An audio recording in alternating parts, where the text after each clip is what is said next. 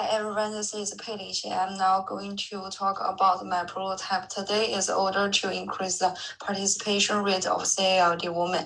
The user problem identifies that there are a large proportion of CALD women only have basic English level and current booking system or breast cancer screening for them are not friendly. There are website booking and phone booking available at the moment, but they both need the user to have English ability, which bring difficulty for some group of people. My prototype is a service that can be added on the current booking system. It includes a QR code and chatbot system and can recognize the user system language of their smart device, so the user can make booking with their own language through my service. According to ABS, 47% of Australians had either been born overseas or one or both parents had been born overseas. The percentage of English spoken by person at home is 72.7%, which means more than 1 in 4 may have a difficulty to communicate by English.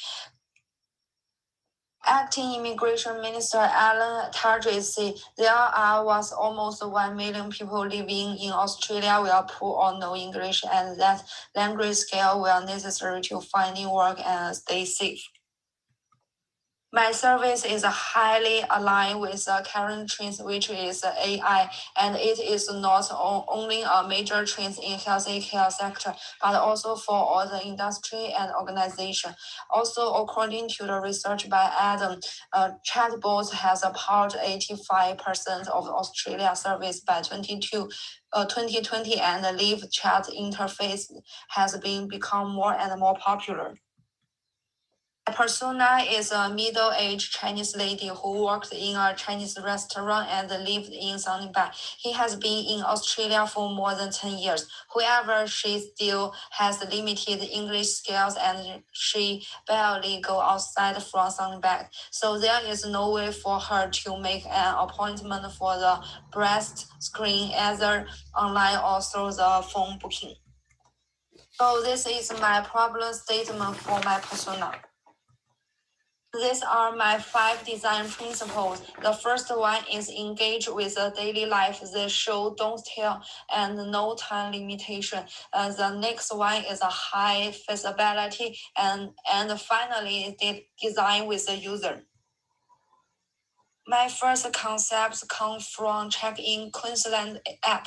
I add 3 more required enrolled detail, which include gender, age, and preferred language, so that after user scans the QR code and complete the registration, the background system can generate the eligible target group and send them the request to ask if they want to do the breast screen. If they say yes, they will soon receive a call from their own language to help them to make appointment. A second concept comes from Mastercard Facebook Messenger bot.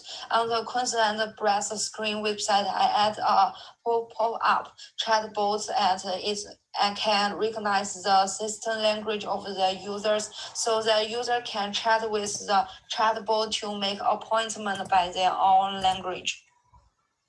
And I sort of put those 2 concepts together, and there is my final prototype. This is a QR code for the user to scan. When the user scans the QR code, the background system will recognize the system language of her smart device in order to provide a display interface in her language. After then, she will need to enroll her detail, including name, age, number, and address. Then a text message will instantly send to her phone in her own language with the latest date she can choose from. After she chooses the date, and the system will provide her the options of different times she can select. Then a confirmation message will send to her, including date, time, and address of nearest breast screen central. Also, an interpreter service will be booked automatically for her on that date to assist her for the all time. A partner for my service will be the Queensland government itself. Only the QR code will be put on any of the purchase poster or government website related to brace scheme made by Queensland government. My prototype provides a friendly solution to non-English speakers in Australia so that they will not friendly abandoned by the society because they are the part of creating a uniquely Australian identity and the reason Australia become one of the most ethnically diverse society in the world today. It also aligns with the government commitment of accessing into service and equity in outcome for all.